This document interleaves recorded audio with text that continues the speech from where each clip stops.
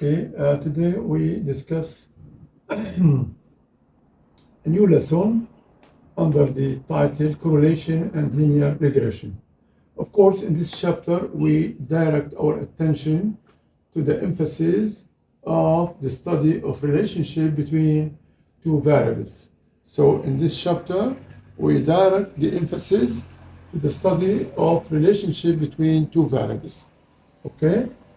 As you see in all business majors, determining and studying relationships between variables can add information on ways to increase profits, methods to decrease cost, or variables to predict demand. Of course, here we are going to study a very important concept in statistics, which is basically is about regression analysis, where we're going to study the relationship between two variables. Okay. Of course, this kind of study is important in business as well as in economics. As we see in all business majors, the need for regression analysis is very essential. An example of relationship between two variables, for instance, does the number of hours that students study for a test affect the test score? So here, as you can see, we have kind of two variables, one independent and one is independent. For instance, here we are talking about how the number of hours that students devote to study for a test affect the test score. So here, as you can see from this, type of question, we see that test scores act like the dependent variable, okay? And then the number of hours that students devote to study for the test is the independent variable. So we have two variables. So actually we are trying to study the relationship between these two variables, which actually we are saying, does the number of hours a student devote to studying has any relationship with the test score that he gets? Of course, there is a type of relationship, okay? In this lesson, we're going to study the strength of this relationship, whether it is weak or strong, okay? Based upon certain tests that we will study, shortly. Further in this lesson, we will study regression analysis, which is the estimation of the value of one variable based on the value of another variable. So we're going to have two variables, like over here in this question, we just asked, does the number of hours that students study for a test affect the test score? Is there any relationship between the number of hours that are devoted to studying and the score a student gets? Is there any relationship between them? Okay, so this is going to be studied over this kind of analysis, regression analysis. When we study the relationship between two variables, we often start with a scatter diagram. That is, once we have a kind of relationship between two variables, the very first thing to study the relationship between these two variables, whether there is any relationship between the variables, whether the relationship is strong or weak, the very first thing we do is to draw a scatter diagram to see is there any type of relationship between them? Do we have a positive relationship? Do we have a negative relationship? Or we don't have any relationship at all?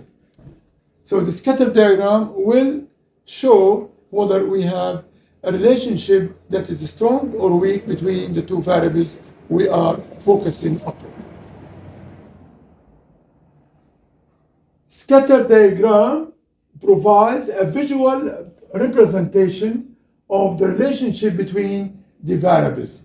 Of course, when you graph a scatter diagram, of course, it gives you a kind of a visual type of representation of the relationship between the two variables. It is the first step in correlation analysis. The first step is to draw a scatter diagram, as you will see later on. The following scatter diagrams in A and B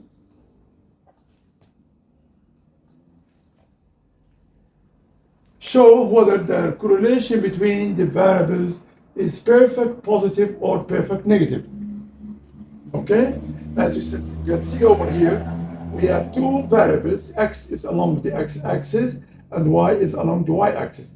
X is along the horizontal axis and y is along the vertical axis.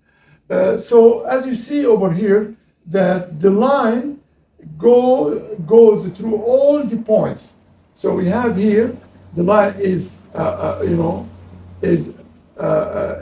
is positive. It has a positive slope, of course, and then the correlation between x and y is equal to 1, which is we have a perfect positive correlation between x and y. However, here, as you see, we have a perfect negative correlation between x and y, between these two variables.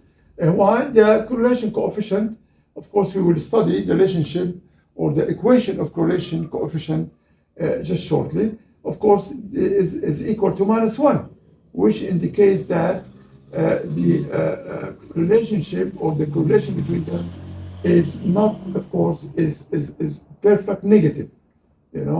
We have a perfect fit, however, it is a negative fit. Okay? The correlation coefficient or the Pearson correlation coefficient is designated R. So we basically use the small letter R to denote the concept that is called correlation coefficient or Pearson correlation coefficient. It is a measure of the strength of the linear relationship between two variables. So R, the correlation coefficient, is used to measure the strength of the relationship between two variables. Do we have a strong relationship or weak relationship? Okay, and so on and so forth. The characteristics of the correlation coefficient, okay, first of all, it shows the direction and the strength of the linear relationship between two variables. In other words, if the line, of course, if the line has a positive slope, is positively sloped or negatively sloped. Okay. Also, it shows this direction. Also, it shows the strength of the linear relationship between the two variables. Whether we have weak or strong relationship, depending on the value of the correlation coefficients. So the second characteristics of the correlation coefficient is that it is between -1 and 1. It ranges between -1 and 1. -1 and 1 are inclusive. The relation coefficient R could be equal -1 or could be equal 1. Or could be equal any value between -1 and 1. Okay? If it is -1, we say it is perfect negative. If it is 1, it is perfect positive. This is perfect positive, this is perfect negative. If R equals 0, it indicates that there is no relationship between the variables or very weak relationship between the variables. If R is equal to 0, if the correlation coefficient is equal to 0. Now, the fourth characteristic is that a value near 1 indicates a direct, a value near 1 indicate a direct or positive relationship between the variables. For instance, if the value of R is 0.9, or 0.8 or 0.75. It's near 1 indicates there is a positive relationship, but it's not perfect. A value near -1, -0.9, -0.8, -0.7, -0.6 indicates a direct or negative relationship between the variables. Okay, now, of course, the correlation coefficient is given by a small letter r, which is equal summation x minus x bar into y minus y bar over n minus 1 s of x times s of y, where s of x here s of x is sample standard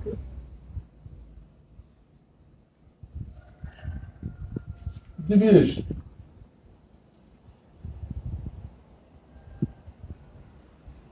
Also, S of y is sample of x.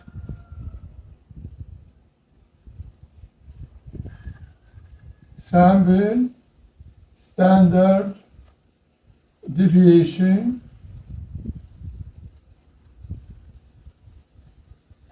of y. Okay? Now, of course, the correlation coefficient or the Pearson correlation coefficient is unaffected by the units of the variables.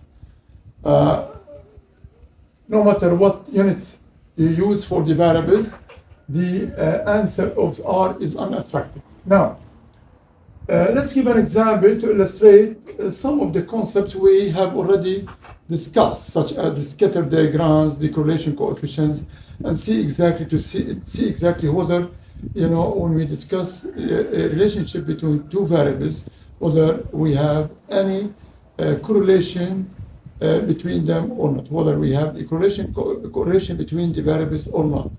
Okay. Now, this example says, given the following data, this is the data over here. Okay, we are interested to find whether there is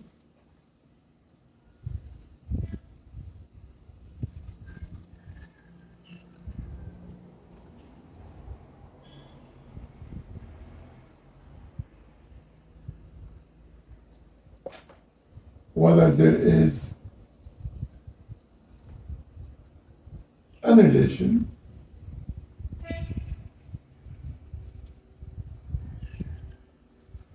between the number of sales calls and the number of cameras sold. So we have two variables here, sales calls and cameras sold. So here you have sales representative. They work for a certain company. Of course, we have Ahmed, Ali, Tariq, Omar, Naji, and Sarwa.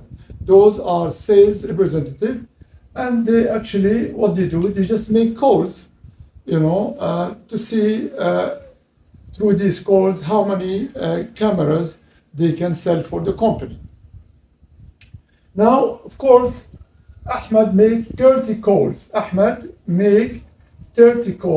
And then the number of cameras sold as a result of these calls made by him, 50 cameras. Ali made 20 calls, and then 30 cameras were sold. Tariq made 10 calls, and then, of course, 15 cameras were sold as a result of his, 10 calls.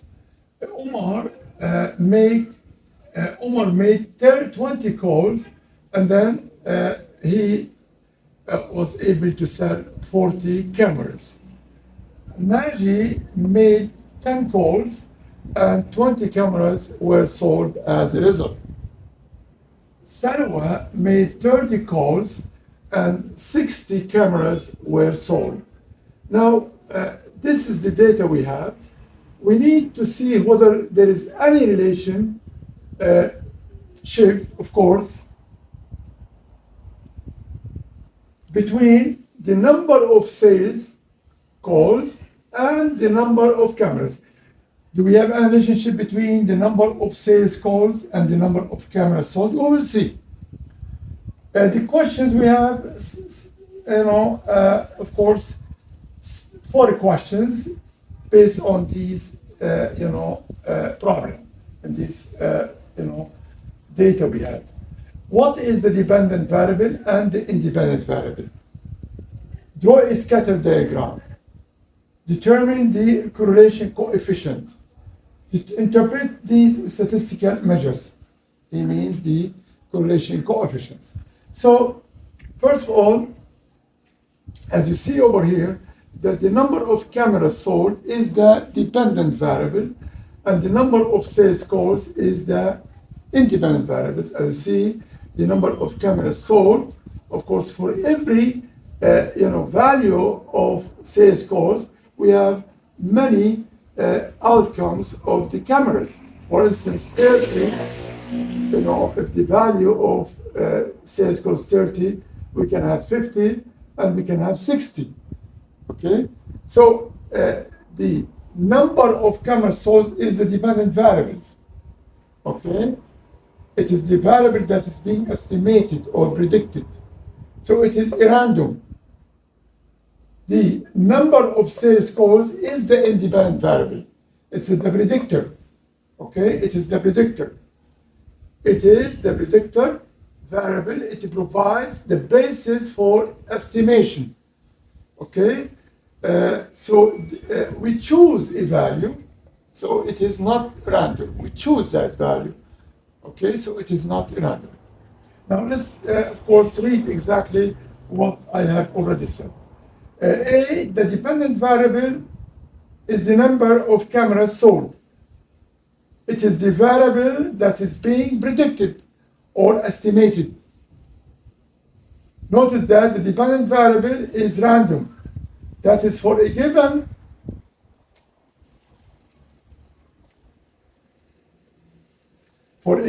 value of the independent variable, there are many possible outcomes for the dependent variable. For instance, if the independent variable is 10, we have 15, also we have 20. So for a given value, we have many possible outcomes for the dependent variable. Therefore, the dependent variable is random. Now, what about the independent variable? The independent variable provides the basis for estimation. It is the predictor variable. We choose the value of the independent variable. Let's say it's 30 or 20 or 10. We choose the value of the independent variable, so it is not random. Okay, we choose it, we know it. B says, draw a scatter diagram. This is a scatter diagram. As you see, we have along the x-axis or along the horizontal curve, we put the independent variable. Here we put the independent variable.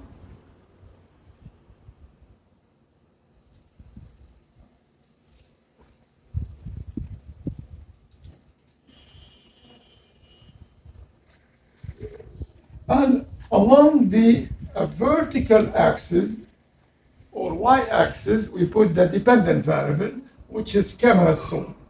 So we have cameras sold here along the vertical axis or along the y-axis, and along the x-axis we put the independent variable. So, for instance, when we of course we start 10, 20, 30, whatever. If the number of calls is 10, we have 15, also we have 20. So this is 10, we have 15, this is 15 over here. And also we have a 20.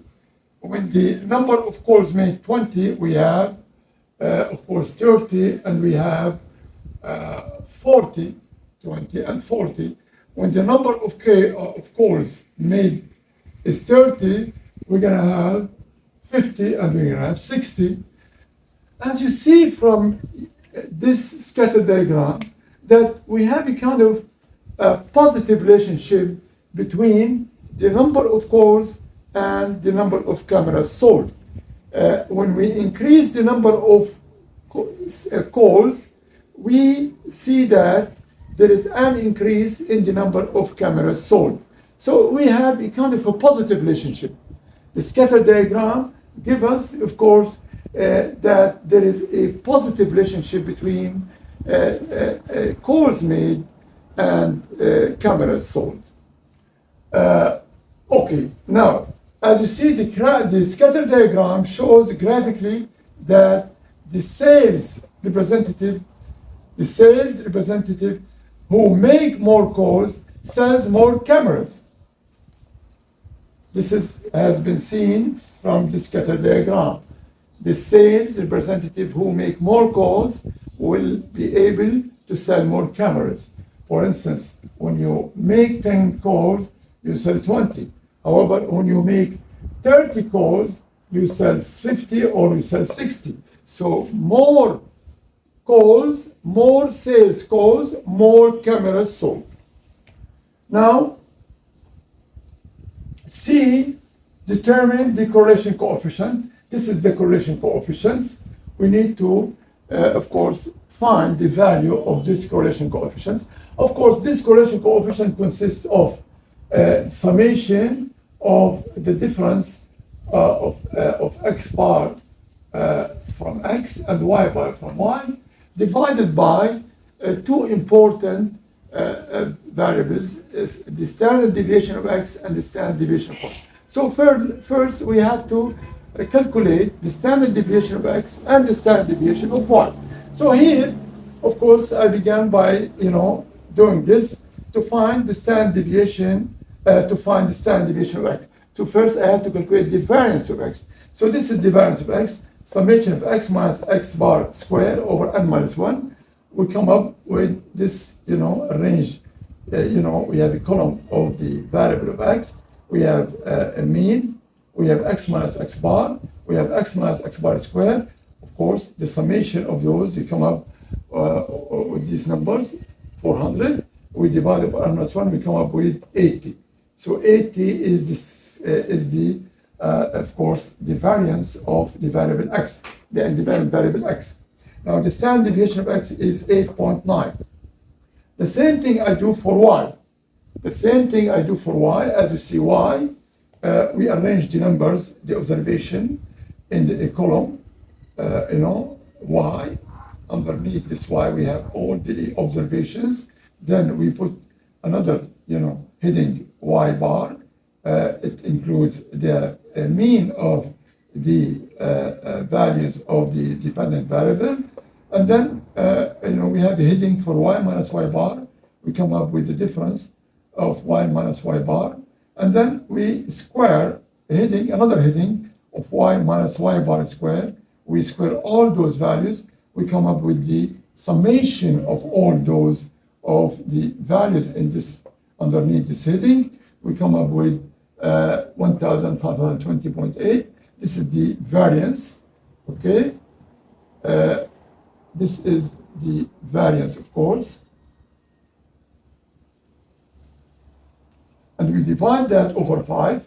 We come up with 304.16. So the variance of the dependent variable y is 304.16. So the standard deviation of the dependent variable y is equal 17.4. So we plug all these values in the equation R. We come up with R equals 0.80. Okay? And then, therefore, R is equal 0.80. Now, he's saying interpret these statistical measures. We have to interpret, of course, the value of R. Now, as you can see, there is a kind of something that agrees with the scatter diagram. The value we get over here of the correlation coefficient 0.80, basically it emphasizes what we get in the scatter diagram. So it is positive. So we conclude that there is a positive relationship between sales calls and sales of cameras. because it's positive, okay? And because it is near the value of 1, then we say we have a strong relationship between sales calls and between cameras sold, okay? So we have a kind of a positive relationship, and not just positive, but it's a strong relationship between the cameras sold and the calls that representative make. Of course, this result confirms our reasoning based on the scatter diagram. So what we get over here in the value of R very nicely confirms the reasoning we get and saw in the scatter diagram.